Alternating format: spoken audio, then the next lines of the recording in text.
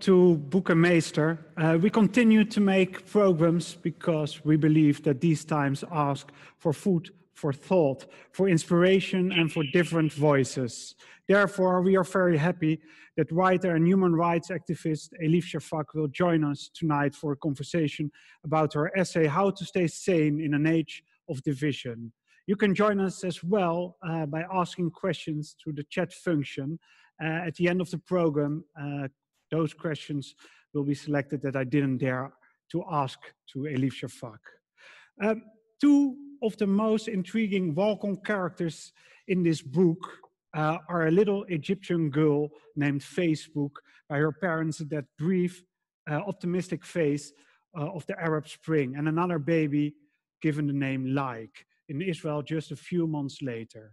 They are poignant reminders of another age in which social media looks set to deliver a new and better world, but now are we here in polarized societies hit by a pandemic. How do we stay sane? How do we remain optimistic? Elif Shafak has written a sharp and elegant pamphlet.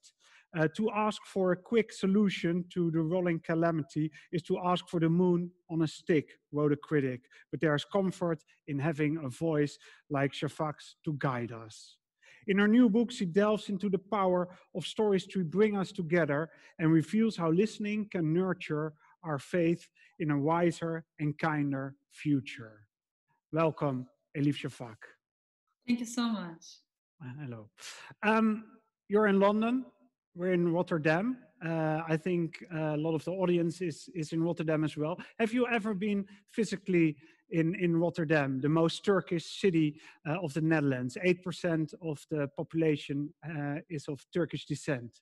It is indeed, yes. And I have been in the past, but I wish I could have been there physically. We could have had this conversation under the same roof. But I'm very, very thankful that we can, despite everything that's happening in the world, we can still connect beyond borders. Thank you for being here. The UK is in the third lockdown already with stricter rules. How would you describe the situation now in London?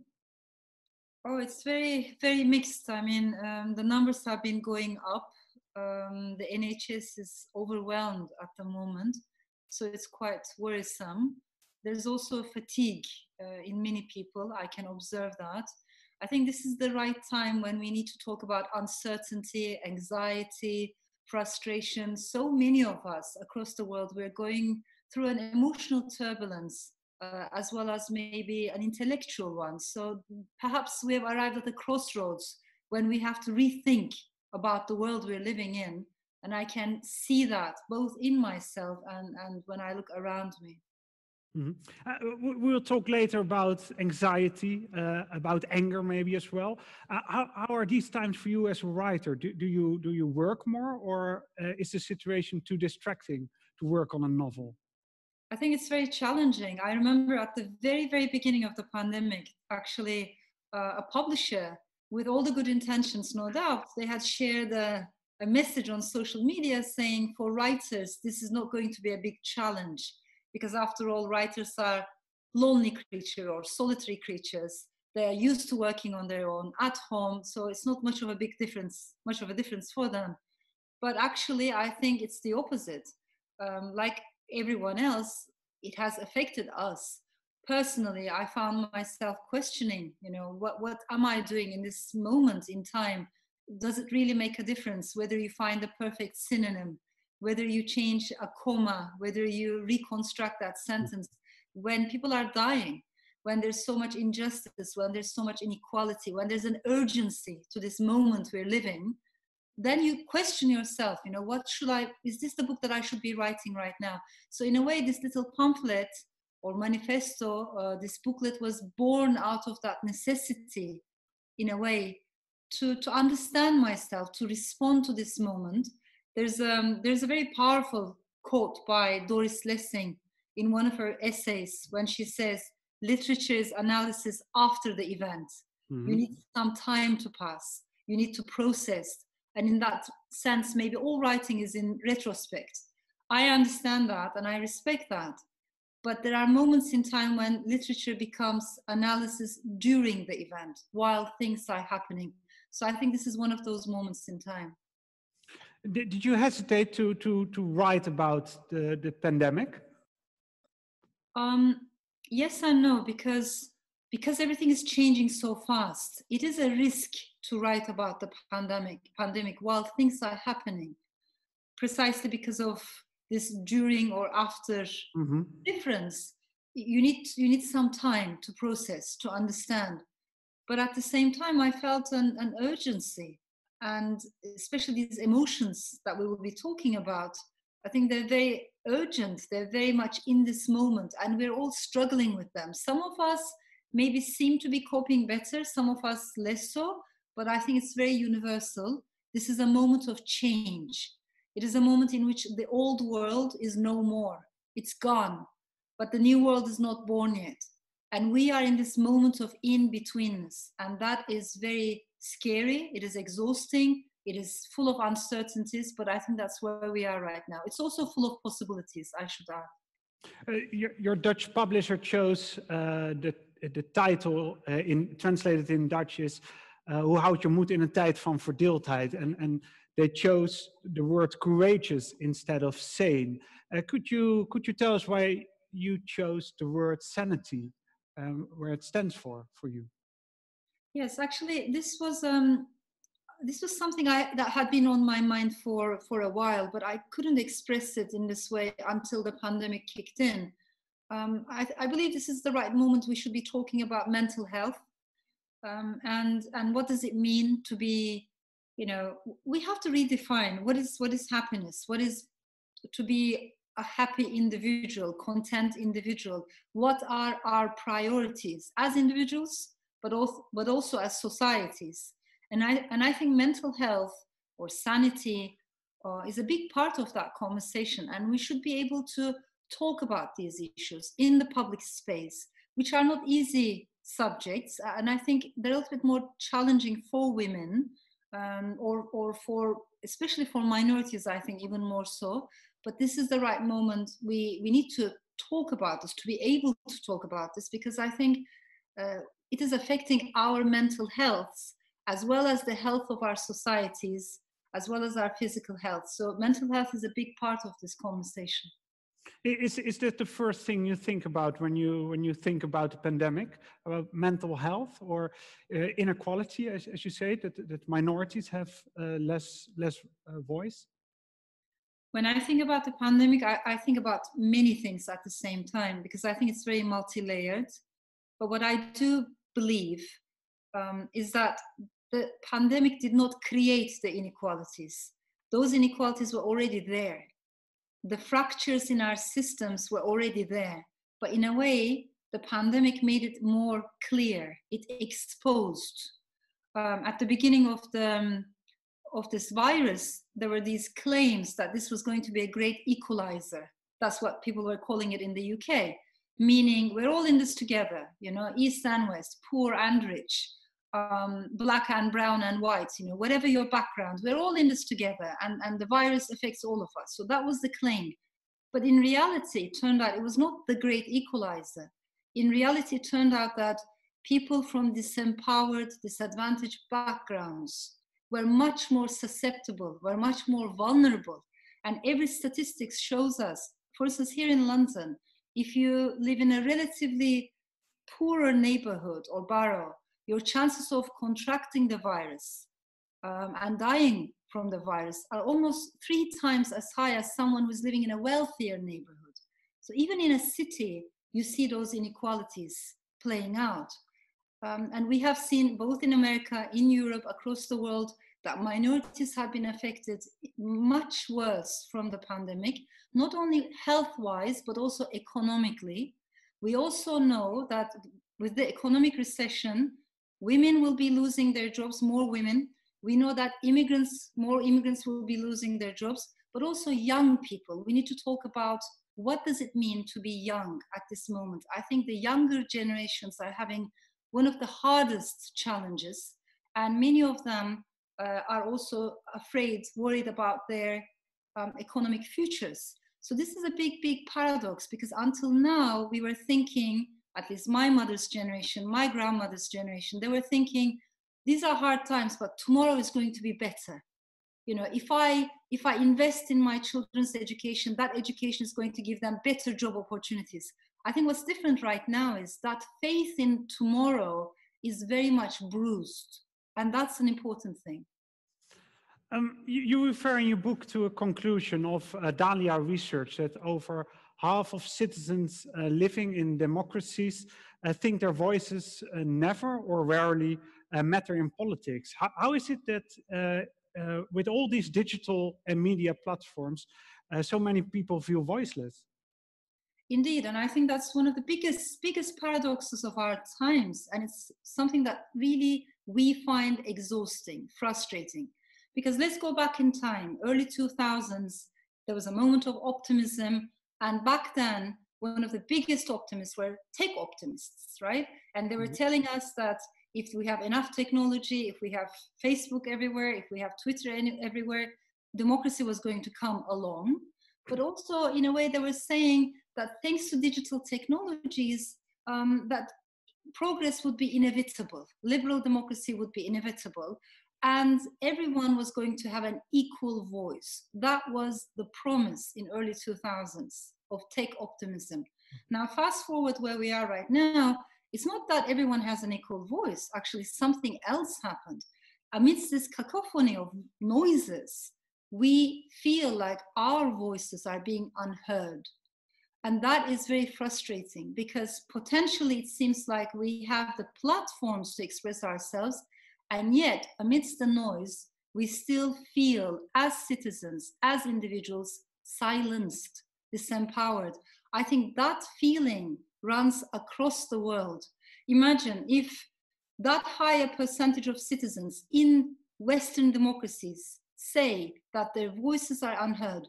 Imagine the percentage of people feeling the same way in undemocratic societies, in societies where there's a dictatorship or autocracy, much higher. So we have across the world a huge number of people who are saying openly, I feel that my voice is being unheard.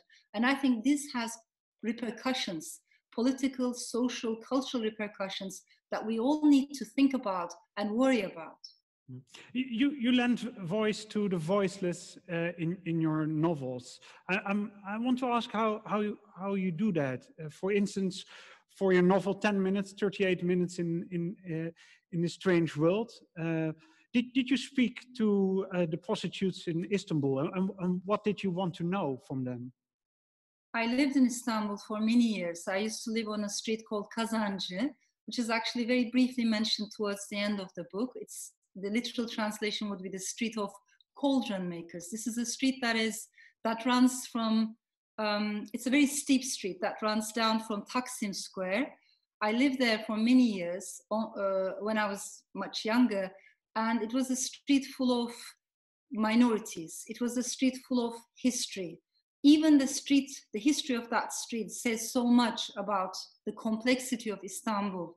Very briefly, I can share with you that this particular street was mostly populated by Christian minorities, Jewish minorities in 1940s earlier. But many of them left because they felt unwelcome, they felt unwanted. So they left the streets. In 1970s, sexual minorities moved in to the same streets. And after 1980, many of them were driven out, sometimes by force. So many of them felt unwelcome. And then in 1990s, writers moved in, feminists moved in, and then over time, many of them left. But while I was living there, I had the impression that it wasn't a street, it was like a street boat. We were all passengers. People came, people went. From every cluster of people, something remained, like remnants of the past. And I thought it's a writer's job to look for those remnants of memory. So this is what I do all throughout my writing. I listen a lot to people. I talk to people a lot, of course, especially with minorities. But there's also maybe psychological dimension behind, because of my own upbringing. You know, there are times when I felt a bit like an insider outsider myself. So that's also a big part of this. But And throughout, why was that? Why did you feel an insider as well as an outsider? I think there were many, many layers to that. But very briefly, one thing I can share is I was born in Strasbourg in France. And afterwards, my parents separated. My father stayed in France. My mother brought me to Turkey. For her, it was motherland. For me, it was a new country. So from Strasbourg, from this very liberal environment full of leftist students, we came to Ankara, to a very conservative neighborhood, to a very patriarchal neighborhood, where in a way we were the odd ones out because my mom was a young divorcee, which I briefly mentioned in the book. And I was raised from that moment onwards by a traditional grandmother. I've always felt like I didn't quite belong. That feeling has never left me. So maybe enough of an insider to understand, to love the culture, but maybe enough of an outsider to have a little bit of cognitive distance. That feeling never left me. But basically, I think, much more importantly than all of this, what I believe is literature is about making the invisible more visible, is about giving more voice to the silenced, is about bringing the periphery to the center, is about changing power relations. So at the heart of literature, at the heart of the art of storytelling, I think there is resistance always. And that part for me is very important. I want to talk a bit more about listening to other people. What if you how do you maintain a dialogue with someone that is fundamentally opposed to you? Yeah, which is very difficult for all of us. I think honestly, I think this is one of the biggest challenges that we're having at the moment, and we're going to have this for many more, maybe decades. Why? Because we're living in an extremely polarized world, and emotions are running very high at the moment. So one thing that I do bear in mind, however, is that I'm primarily a storyteller. And when you are a writer, you have to learn both intellectually, but almost spiritually. You have to learn to put yourself in the shoes of another person and try to look at truth or the world through their eyes. I am very critical of so many things. For instance, Brexit, for instance, populism, for instance, nationalism. But that doesn't give me the right to say everyone who voted for Brexit is wrong. I don't know. What do you want to learn from these people who voted for Brexit? What do you want to understand? I think we all have things to learn from each other. That doesn't mean you don't have principles. That doesn't mean clarity. You don't have clarity. You can be very clear and also at the same time ready to listen to people who think differently. Where I draw the line is hate speech. I think hate speech that incites violence is something else altogether, and I don't have any tolerance for that, especially hate speech that incites violence against minorities, against people who are already in a vulnerable situation. That's something else. But other than that, we should be capable of engaging in conversations with people who do not necessarily agree with us. And I honestly think we learn from differences in life. We don't learn much from sameness and repetition. And do newspapers or journalists have a role in that as well? Because you see the polarization is getting worse by also the media attention sometimes and how they bring their stories. I think I have mixed feelings in this regard, because on the one hand, I understand very well that journalism is under attack like it has never been before. So I have a lot of respect for journalists who properly want to do their job in a world in which, even in the UK, I have seen tabloids calling judges or critical-minded MPs, calling them enemies of the people. So that kind of populist, aggressive, jingoistic, ultranationalistic language has seeped everywhere, and the media is getting a lot of pressure or unfair attack. This last week, when a few days ago, when these awful incidents happened in the US and they stormed the Capitol Hill, I don't know if you noticed, but one of the slogans that those people had carved on the doors or written on the doors was "Murder the media." So we're living in a world in which it is not easy to defend media freedoms, media diversity. And the part of me understands that and respects that very much. On the other hand, I think the media needs to understand that we need more nuanced conversations. And that is all of us. It's our responsibility together. That is why I make a distinction between information, knowledge, and wisdom. We have too much information. And the truth is we do not process this much information. What we need is to lessen the amount of information that we deal with every day, but increase the amount of knowledge. And that means we need books, we need nuanced conversations, we need investigative journalism, we need in-depth analysis. So not just, 2 seconds consumption of information, but deeper. And that means we need to slow down. What are books that inspire you in difficult times? Books have always inspired me. Ever since I was a child, I have been a reader of both fiction, maybe I should say East and West, and as years went by, I became a reader of both fiction and nonfiction. And the reason why I want to emphasize this is because sometimes I hear people saying, it's usually male readers who say this, they say, I don't have time for fiction, I read politics, I read history, I read philosophy, so much is happening in the world, I'm trying to understand and keep up with what's happening. And it makes me sad when I hear that, because why are we compartmentalizing knowledge into such artificial groups or categories? I think we should read across the board. We should read both fiction and nonfiction. And to me, it's much more important if a novelist becomes interested in neuroscience, or a neuroscientist becomes interested in cinema, or maybe a filmmaker becomes interested in philosophy, and the philosopher falls in love with poetry. If we dare to leave our zone of comfort and read books that challenge us intellectually, that is when we learn more. So there has to be a diversity in our reading lists. I read somewhere that when you read a lot of books, fiction, non-fiction, as you say, but when you start working on a novel, you switch to poetry. Why is that?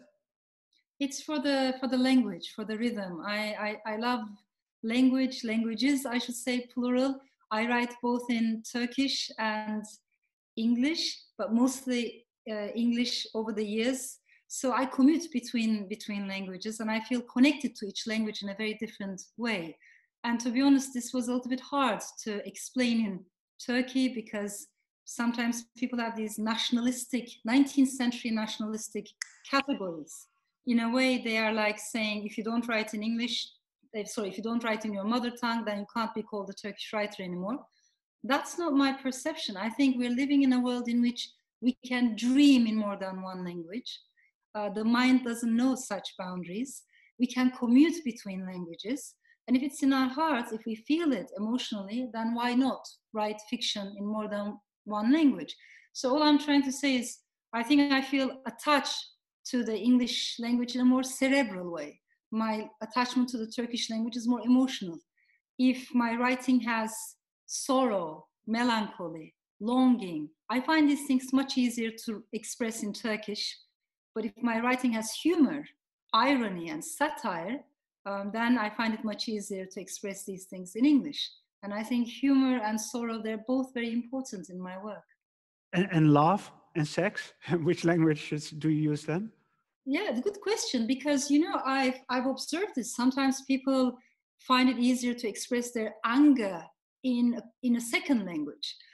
Just to give you an example, I know many Turkish ladies, like middle-class ladies, for instance, who have been brought up in a certain way, who can never, ever swear in Turkish, but they swear in English so easily, left and right, because you don't have the same, feeling of guilt, perhaps. The psychological impact of words are very different. So I think people switch between languages. And that doesn't mean that you have to be fluent. It's another zone of existence. But it comes back to something else that I want to emphasize. We're living in a world in which we're constantly being put into tribes, into categories, nationalistic, tribalistic categories. And I think it is important to fight for multiplicity, pluralism, and multiple belongings. What would you say to people? I totally agree and understand what you say, but to come to a question, what would you like to say to people who have a desire to rootedness or a solid identity or a sense for a nation or a certain place? Because those people are there as well. Indeed, they are there. And actually, those feelings are also inside us. So it's not like some people have a need for rootedness and we don't have it.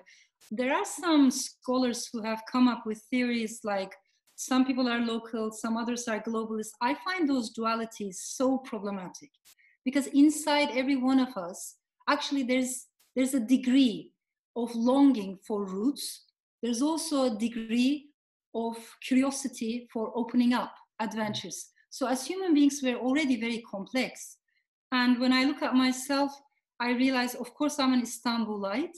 I think it's very visible in my writing that Istanbul is there, not as a passive scenery, but almost as an active character, as a she city. And that's because I love the city. I carry it with me. But I think equally I feel attached to the Balkans. So put me next to a Greek author, a Bulgarian author, Romanian, Bosnian author. I have so much in common. But that said, there are elements in my soul from the Middle East. So a Lebanese author, Jordanian, Syrian, Iranian, Iraqi author, again, I have so much in common with them. I'm European by birth and the values that I share. And over the years, I became a Londoner, I became a British citizen. And despite what politicians in this country have been telling us, because of this Brexit saga, they've been telling us, if you're a citizen of the world, then it means you're a citizen of nowhere. And I reject that. I think you can be from here and at the same time from planet Earth at the same time. You can be local and regional and global, like concentric circles. So rather than narrowing down, why opening up? But what I'm trying to say is, it's not only people who travel for some reason or another who have multiple identities or multiple belongings, I should say. It's each and every one of us. Maybe you grew up in the same town. You know, you grew up, you were born there, you got married there, you had your own children and family there. So there seems to be a continuity. But maybe because of your political views, sexual identity, racial heritage, maybe because of the stories of your ancestors, maybe because of the football team or the cultural affiliations that you have, etc. Again, you have lots and lots of layers. So all I'm trying to say is each and every human being contains multitudes. But we're living in a world in which it's difficult to defend this. And this is why I think we need to defend it louder. Just about Istanbul, you say you call it a she city, but if you read about Istanbul, it's patriarchal, it's maybe homophobic, it's sexist, and why is it a feminine city? Indeed, and I think it's very visible that it's quite patriarchal. I think it's very visible that it's quite homophobic and also transphobic, we should say. So when you walk on the streets, public squares belong to men, streets belong to men, especially after dark, after evening hours. But precisely because of this, I want to remind myself and my readers that the essence of the city is feminine. And there was a long literary tradition that went all the way back to the Ottoman Empire, but also to the Byzantine Empire, in which artists have associated the city with a woman or a goddess, right? So when you read Byzantine writing, Istanbul is associated with goddesses. Or when you read Ottoman poets, Istanbul is regarded as a woman who is very resilient, actually, despite everything. She renews herself, recreates herself. And I want to revive that tradition of, associating or finding the city's female core. And also for me as a feminist, it's very important that we remind ourselves that this city also belongs to us. Urban spaces also belong to women. It's not men's property. They also belong to minorities. We need to have an equal voice and equal visibility. So from many perspectives, I see Istanbul as a she city. And personally, my experience, the way I remember the city, when I sit down and write, it's always, I think, in a more feminine form. So I want to emphasize that for me, this is a she city. You live in London. Do you call it your home, or is it your exile? It's a tough question because it's both. You know, it can be exile and home, and I find it a difficult subject to talk about exile because it's an emotional subject, but it's a painful subject too. Obviously, I feel attached to Istanbul. At the same time, I don't go back to Istanbul. I feel attached to the people, but I'm very critical of its politics and politicians. So, you know, it's a bittersweet feeling. How do you say motherland? What kind of a taste it leaves on your tongue? I mentioned it in one of my TED talks. So these are questions, words that I really think about, read about a lot. And I think many poets, many writers coming from wounded democracies know what I'm talking about. So now we have a long list of countries, whether you're from Brazil or the Philippines or Turkey, you know, that list, Hungary or Poland, even within Europe, we have seen countries going backwards, democracies crumbling. And now we know that democracy is a much more delicate ecosystem of checks and balances.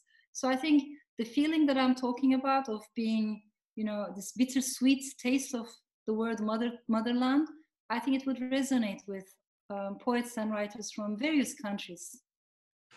Populist parties are more popular than ever. You have the AFD in Germany, Vox in Spain, Swedish Democrats are mainstream politics now. Are you worried about this development, and how fragile are democracies in Europe?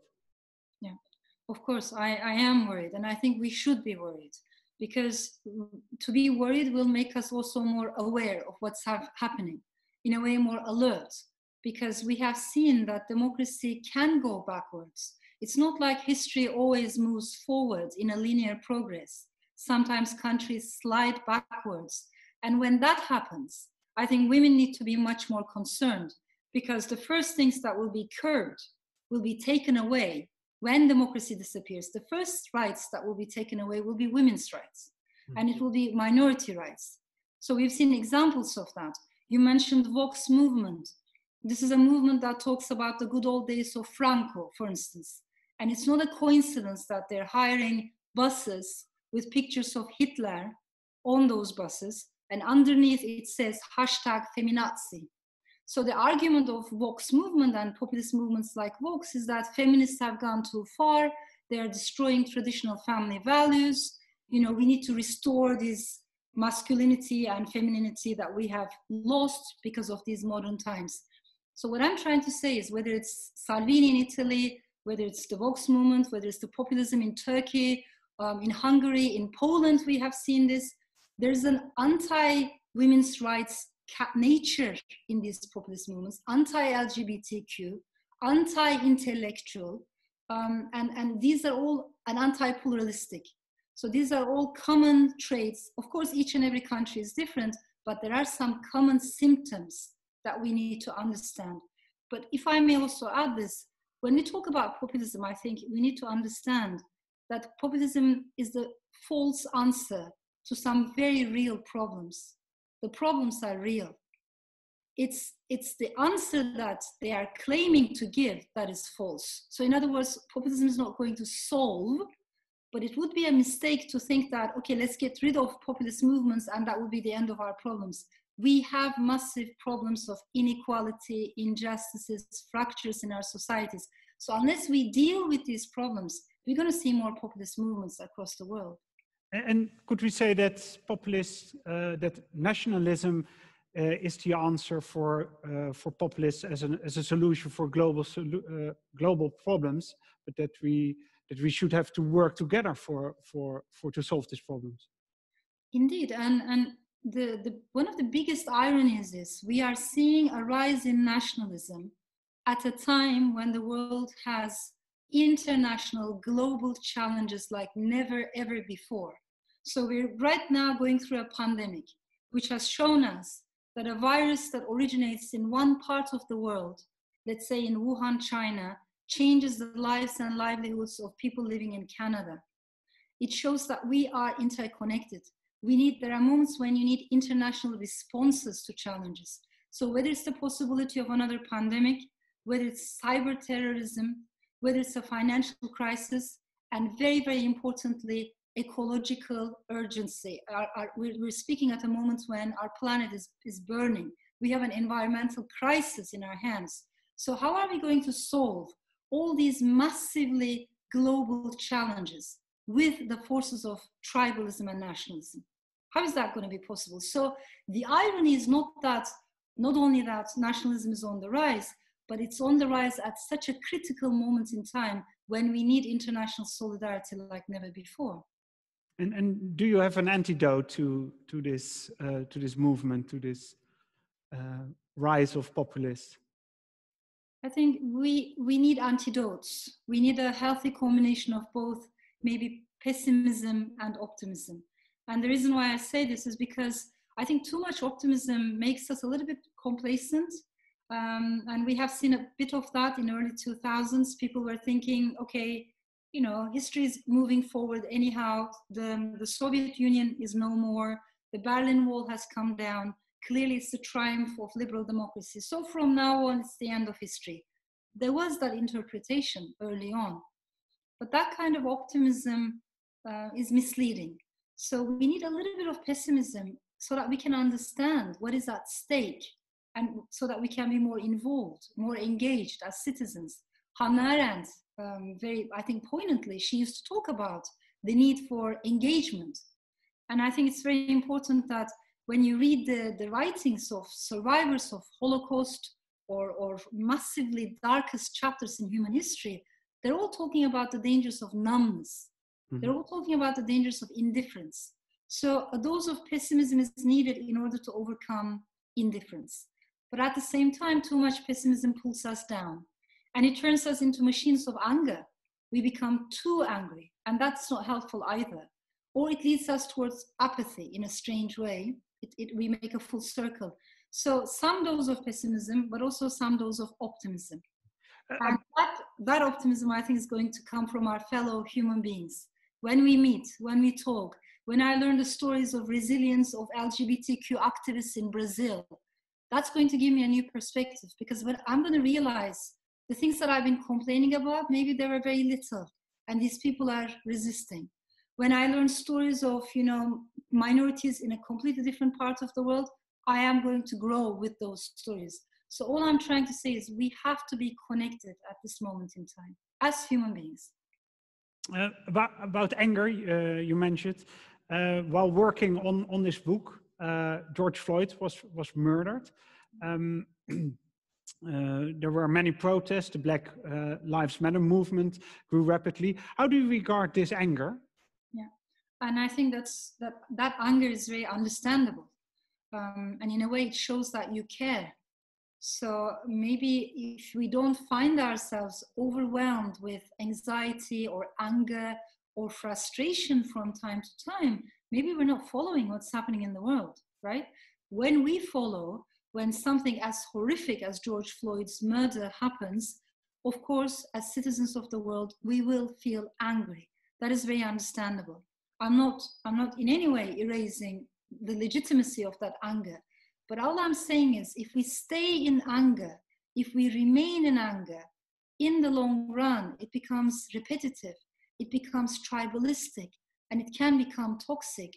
So we need to take our anger and try to turn it into something more positive, more constructive, and something better, not only for ourselves, but also for our communities and societies. And the people who have been doing this are people like, many people, but especially people like Toni Morrison, for instance. In her writings, she talks about the African-American novelist, thinker, public intellectual Toni Morrison. She talks about how she feels angry and then she sits down and she works. With that anger, she writes. Maybe with that anger, someone else is going to make music. Maybe with that anger, someone else is going to organize, a peaceful movement within their communities. But all I'm trying to say is what we do with that anger is a very important question. You write anger is the emotion with the longest memory. What do you mean with that? Because we remember the moments when we felt like our dignity was taken away from us. I think many people, that's a very important word, dignity. They want to be treated equally, you know, and people are aware that they're not invited to the table when decisions are being taken. So that loss of dignity is very important. Also, I talk to people of all backgrounds. I listen to people of all backgrounds a lot. And one of the things that strikes me is how younger people can have the memories of their grandparents. That's always very interesting to me. In families that have some kind of family story or family trauma, it is the youngest people who carry the memories of their grandparents. So in that regard, to anger or hurt or sorrow can have a very, very long memory. You describe apathy as well, and you call it perhaps even more dangerous than plain evil. Why is the end of all emotions apathy? I think there's one emotion that is the most dangerous, and that is the lack of all emotions. And by that, I mean apathy. In other words, if I stop caring, if we stop caring together, and there are moments when we come very close to apathy, because imagine, in the newspapers, we read about 500 refugees losing their lives, and then we read about 5,000. Do we really register the difference between 500 and 5,000? If they remain as numbers, do we really feel what that means, that increase in numbers? I don't think so, because there comes a moment when statistics, too much information, without emotional engagement, too much information leads to fatigue, information fatigue. And information fatigue leads to numbness. So that's a very dangerous threshold, because if I stop caring about someone else's story, someone else's sorrow, if I stop caring about what's happening in another part of the world or in my neighborhood right now, and if I start erecting walls of numbness around me, and if everyone does that, that kind of society is a society in which authoritarian regimes can flourish very fast. And we know this because throughout history, anyone who has gone through such dark chapters always warns us against the dangers of citizens becoming disconnected, citizens stopping, to care about each other. That's a very dangerous threshold. There are evil people, but their numbers are smaller. That doesn't explain why widespread atrocities can happen. What explains those atrocities is numbness. If you put numbness into the formula, then if you can make sure that people stop caring, or they start saying, well, I don't know, maybe that's fake news. I don't really, you start doubting everything as citizens. That's a very, very dangerous ground for authoritarianism to flourish. I really love your energy, but do you never feel fatigue yourself? I do. Of course, I'm, like all of us, I have so many contradictions. I have so much anxiety. And that's why I'm writing about these negative emotions, because I see them in myself and I see them around me. But I also know that when we write, when we put things into words, and when we listen, then our energy changes. So I'm not saying that I don't have anxieties, angers, fears, and frustrations, just the opposite, because I have them in abundance. I also keep asking myself, what do I do with this, or with all these ingredients, And that question resonates with me. I think this is a time when we need books. This is a time when we need stories, because stories help us to build emotional connections. Emotions are so important. My background is in political science, and I think it's very problematic that within political science, I haven't read too many studies. There aren't too many studies that focus on the role of emotions. Why? Because it's not, quantitative data. You can't really measure emotions. But it's a pity, because we're living in a world in which emotions guide and misguide politics. And in turn, they're also guided and misguided by politics. So all I'm trying to say is, I think it's a pity that populist demagogues are much more aware of the power of emotions than their liberal counterparts. We need to talk about emotions. I think they matter a lot. You say stories can help us, but many people have difficulties reading or to concentrate. Um, uh, these are often the ones that appeal to populists. How to reach them? Yeah, yeah, and also populists create this illusion that actually you don't need books, you don't need intellectual debates. The word intellectual itself has become a very negative concept, hasn't it? And sometimes, especially in Turkey, I hear populists saying our true, people are, they are pure, they're honest. People who haven't been educated, they are pure. So this glorification of a romanticized Vogue is something we have seen throughout history. And a big part of that is an anti-intellectual, anti-knowledge movement. In other words, populists in such countries are saying, well, those writers, academics, poets, they're too westernized. They're not part of our culture anyhow. They have been too corrupt. They have been too diluted with Western culture. I want to question all these dualities.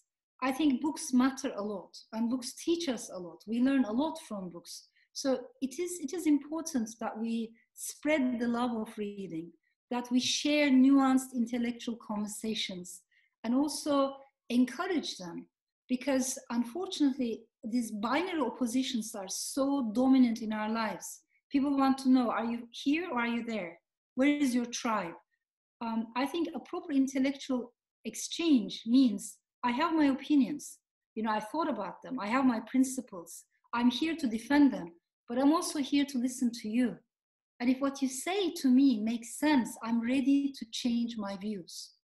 So this is very important. We forgot to say this, just to leave the door open a little bit in a proper conversation, to listen to the other side and be willing to revise our own truths if what the other is saying makes sense to us. To be open that way, I think is something that we have lost to a great extent.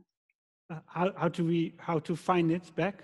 Is it education? Is it should children learn it on school?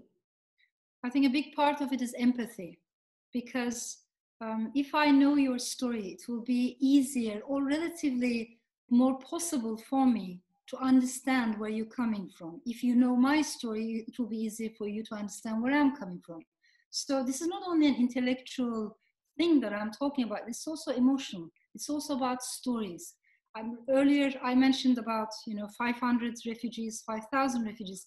If I know the stories of every single refugee or every single person who is going through enormous challenges right now, then my perception of them will be different. And maybe I will find it difficult to make a distinction between us and them, because I will realize what I call the other is also my brother. What I call the other is my sister. What I call the other is also me. So in order for me to make that connection, I need empathy. And for empathy, we need to know people's stories. So I think we do need the art of storytelling at this very critical moment in time. At the end of the book, you write also about ancient wisdom, and that we should listen to shamans, but also old women of Anatolia. What do they have to tell us? I think in my novels, maybe it's quite visible that I respect oral culture, and there's a part of me that's very interested in that women's culture that sometimes people look down upon because they regard it as a domain of not knowledge or science or rational thinking. I've never approached it that way. I like to bridge as much as I can written culture with oral culture. And maybe it's because I was raised, as I mentioned, by two women. My mom was very westernized, very rational, logical, urban, modern. And my grandmother was pretty much the opposite in every respect. And I've seen the solidarity between these two women. But I've also learned from my grandmother that there are different ways of attaining knowledge. My grandmother was not a very well-educated woman. She hadn't properly graduated from a high school because she was not allowed. As a girl, her education had been denied. And yet she was one of the wisest people I have ever met in my life. So she taught me that in order to be wise, you don't need a diploma. And that made me respect that there are different forms of knowledge. I like knowledge, I like wisdom, and I think we need to think about these concepts more closely at this moment in time. I want to give the audience the chance to put some questions to you. I can't read the chat function, but Christian, one of the editors here present in Arminius, can read them. Have you already found a question? Yes, indeed. We have a couple of questions in the chat, and I will give some people a turn. So if you hear your name, please turn on your microphone. The first question is from Saimira, who has a question about how to adjust to new mentalities.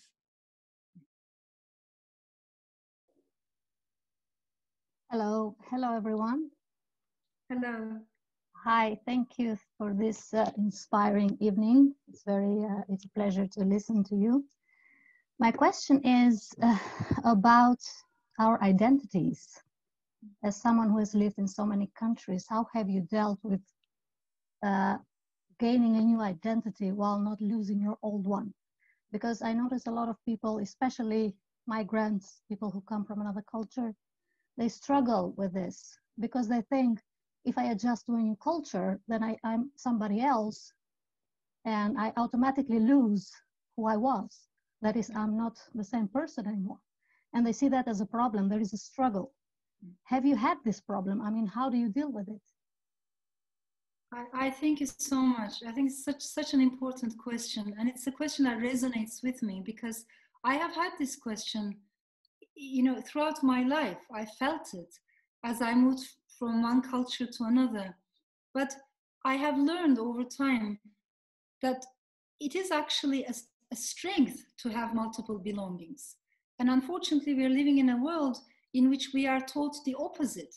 So extremists on all sides, extremists both in Europe and in the Middle East and elsewhere, they're telling us, what are you? Are you, for instance, Muslim? Are you this? Are you that? Are you Dutch? Are you, choose your category and stay in that category, as if you cannot be many things at the same time. But I think we are many things at the same time. And why are we trying to reduce that down? It is an extremist narrative that rises from that kind of narrowing down, in fact. So, and it makes people unhappy. So this is why I find it important to defend multiple belongings. I will always be, Istanbulite, but at the same time, I'll be a Londoner. At the same time, I'm a European. At the same time, I am a world citizen, a citizen of humanity. So why don't we teach ourselves and our children that actually they have multiple belongings? That's why I like that poem by Walt Whitman, in which he mentions that every human being has multitudes inside. And I think especially throughout 1960s and 70s, when I look at African American women's movement, they were very much aware of that. When I read their writings, that inspires me a lot, because many of them were women of color. They knew how racism worked, because many of them were women. They knew how patriarchy or sexism worked. Many of them were sexual minorities. They knew how homophobia worked or transphobia worked. And many of them came from disadvantaged backgrounds. They were not born rich, so they knew how class hierarchy worked. And when you read their work, someone like Audre Lorde, for instance, she says, look at me. I'm a woman, I'm a poet, I'm Black, I am this, I'm that, and I'm many more things that you might not be able to see at first glance. So we forgot to say that in today's progressive movements. We forgot to say, I contain multitudes. If we can do that, I think it will also be much better for especially people who come from mixed cultural backgrounds. Why are politicians so afraid about promoting pluralism? There's an unfortunate moment in the sense that as nationalism and tribalism increases, mainstream politicians, especially in Europe, I noticed they started to feel the need to use a much more nationalistic rhetoric in order to make sure that they don't lose their base. So in a way, populist nationalism and populist jingoism is changing the language of politics across the board. And it's having an impact beyond its power. That is very dangerous. And it's also changing the language of politics in the sense that politics becomes almost like a warfare. Someone who has different opinions from me is not my enemy, but suddenly we started to think of opponents as enemies. You know, these martial metaphors. Even in the UK, I see this a lot. All these metaphors of warfare and struggle. That's not politics. So we need to be careful. I think words matter. It always starts with words, the loss of democracy, the loss of diversity. And I think they always go hand in hand. It is not a coincidence that, look at every country where democracy is lost. In those countries, there's zero appreciation for diversity. Just the opposite, countries that have mature democracies are also countries in which there is more diversity, inclusion, you know? So diversity is a big, big part of this conversation. But because of this rise of nationalism and tribalism, I think many mainstream politicians have dropped that idea. The word multiculturalism 10 years ago, it was a positive word. Today, nobody uses it anymore. So I keep a list of all those words that have fallen from grace. And unfortunately, diversity and multiculturalism are on that list. And I think we should defend diversity. We should defend pluralism. They matter. Thank you. Another question, maybe? Yes, there's a question from Kees Bakhuizen about intuition of writing. Kees, could you please unmute your microphone?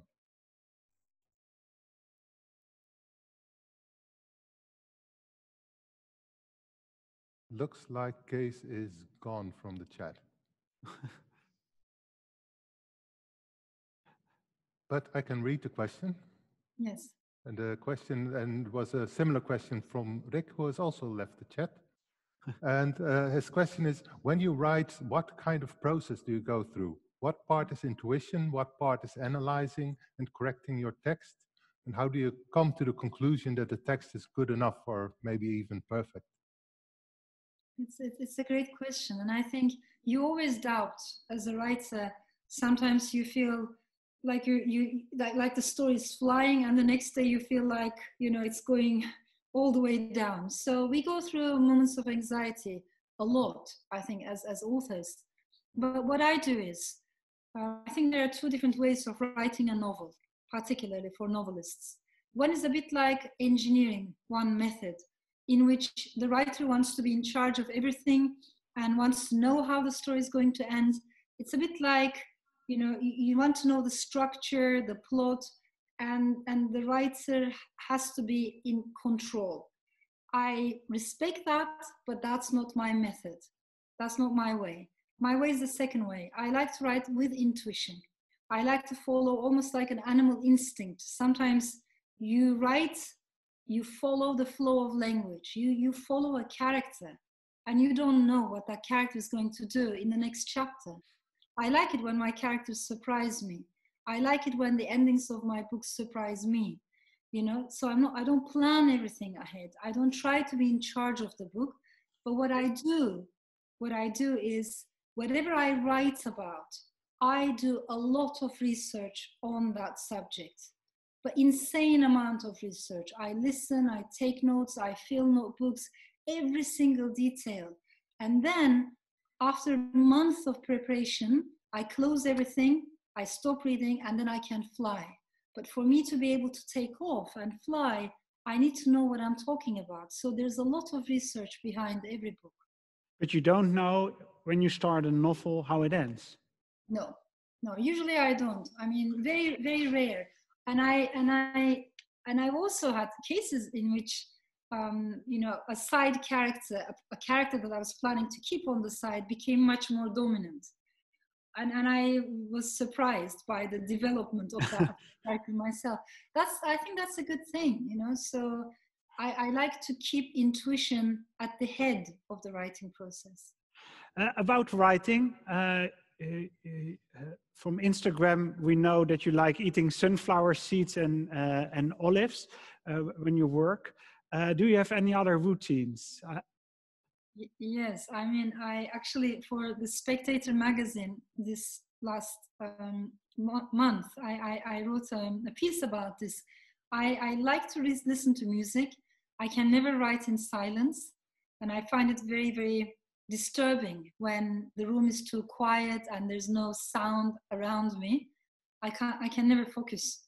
Maybe it's the legacy of Istanbul, because as I said, I lived in Istanbul long years, and I lived in a part that was much more noisier during the night than during the day. So I'm very used to the sounds of the city. As long as people are not talking directly to me, I love sound and I love music. And the kind of music that I listen to a lot is usually very loud, high energy genres of heavy metal music. Ever since my youth, I have been a big fan of heavy metal. And over the years, I moved towards more Scandinavian, Viking metal or metalcore, progressive metal, symphonic metal. So, And what do you find in heavy metal? I find a combination of contrast, especially melodic, even melodic death metal. I mean, which can be a very extreme form, but this dark and light. It's mostly dialectics of life, and I think people think if you listen to heavy metal music you'll become aggressive, but I think it's just the opposite. And I know many heavy metal musicians who are very gentle souls in their private lives. There are some crazy bands, but I'm not talking about that. I'm talking about, because heavy metal is a huge kingdom, it's a huge country. And there are many bands that I respect a lot and I listen to a lot. So that surprises sometimes my readers, because people don't expect a middle-aged Turkish woman to listen to heavy metal, but I have always been a big heavy metal fan.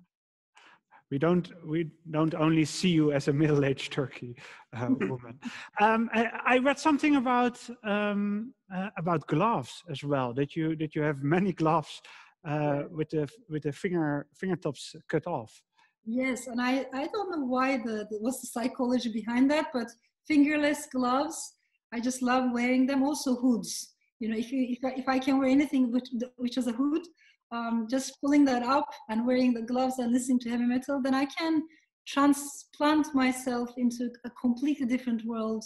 Whether I'm writing a historical book or a different geographical location, you can zoom, in and out. Mm-hmm. And when are you satisfied with a day's writing? When am I satisfied? The novel tells you when it's done, when it's over. And it's a very long process. Of course, then you send it to your editor. Then there's an editorial work, which I also find important. I also enjoy working or learning from my translators. Now, my books are translated into over 50 languages now. And over the years, I learned a lot from that. Because you start thinking about words that cannot be translated easily from one language to another. And why is that? It says something about that culture or the other culture. So I pay a lot of attention, I think, to the craft behind the novel, as well as the story. Was today a good day for writing? Did you work? Today was a good day, yes. For last week, it wasn't a good time. As I said, you go through moments of doubt and anxiety, but that's all part of the process. And if anyone thinks that it gets easier, I don't think it gets any easier. Whether it's your first novel or your 10th novel, you always go through those tunnels of anxiety. And then there are days when you realize, wow, there's a story here. A Dutch colleague, writer, compared writing novels with running a marathon. It never gets easy. You might get better in it, but it's yeah. Are you working now on a novel? I am right now working on a novel, yes. Could you tell something about it already? I find it difficult to talk about work in progress, but hopefully when we meet next time, we will be talking about that book. I hope we will see you in Rotterdam then. I want to close with some questions from the audience, if people are still with us. There are still, there's more than 100 people still with us. And I would like to give the floor to Georgiana, who has joined us all the way from Romania, and she's asking for recommendations. Georgiana, please unmute your microphone. Hello. Hello. So my question is about the books you wrote. Which one do you consider the most powerful and why? You know, you asked me the one question that I am always afraid of, because it's very difficult for me to choose one book among the books that I have written. And the reason why I'm saying that is because, honestly, I think I was a different person before I started writing each and every book. And by the time you finish every book, something in you changes, something in me shifts. I learn from the writing process. So you're a different person by the time you finish the book. And in that regard, I find it almost impossible to choose one particular book. But if you press it and if you ask me to choose nonetheless one title, I will always say that the book I'm yet to write will be the book that that will be my favorite. Thank you. Thank you. Another question or one last question? Sure. About women, I see some questions about violence against women. Yes, I'll give the turn to Aruna, who's almost always with us. Aruna, please switch on your microphone. Can you hear me now? Yes, we can. Yes. Good evening. I have a question about femicide. It's on the rise these days, and it actually worries me a lot. And how can we tackle femicide in these modern times with all the digital advancements? But it still is in a lot of countries, also in very big democracies and developed countries, it's a huge problem, like in Mexico. So how can we tackle it with maybe international laws, or maybe you have a suggestion? Yeah. Thank you so much for bringing this up, because like you, I think it's so important, so critical, and it's on the rise. Not only, of course, femicide itself, but also domestic violence, all kinds of sexual violence should also be in this conversation. Sometimes it's more difficult to talk about them because they might not be part of statistics, but it's a huge problem we have in front of us.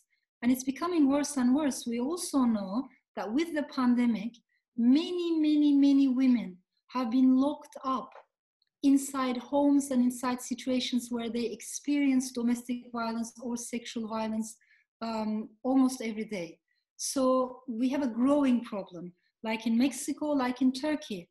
For instance, in Turkey, the rise in violence against women, cases of femicide, has been 1,400% in 10 years, 1,400% increase in cases of violence against women.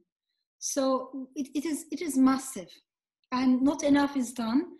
One thing that is very important is conventions like Istanbul Convention, which is the first international treaty that has been signed by 45 countries so far, but it has to be implemented. Signing is not enough. It has to be ratified, it has to be implemented. That, for instance, Istanbul Convention makes it very important that we open shelters for abused women and children. Also changes the laws, patriarchal laws. We need to help victims, provide them financial support, psychological support, legal support. All of that is very important. For all of that, we need to be organized as women. I think this is an important time for global solidarity, but also especially for global sisterhood.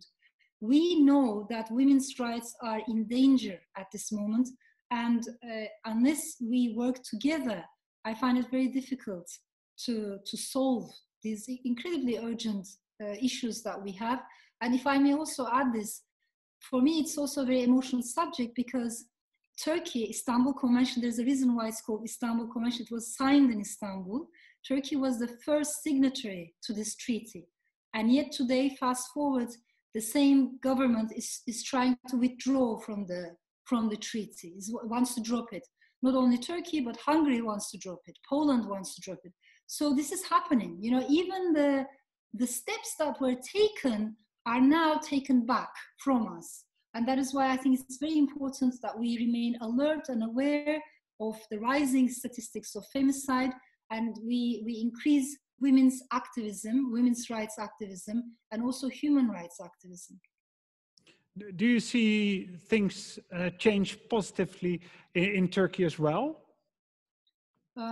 In terms of women's rights and LGBTQ rights, changing positively? No, just the opposite. I think we've been going backwards. Mm-hmm. I wish I could say that we have made progress, but that is not the case. I meant activism. Is there... Yes, I understand. You're right. You're right in the sense that it doesn't mean that the fact that a country is patriarchal or homophobic doesn't mean that women are weak, or it doesn't mean that women are silent or passive. And in Turkey, we have lots of women of all backgrounds who are quite vocal. And there is an important women's movement, but it's not enough. You know, we need to be better organized. We need to support each other. We need to empower each other. And also, I think we need to empower sexual minorities. So for me, this is very important. It always goes hand in hand, women's rights and human rights for everyone together. Mm-hmm. Last question for me.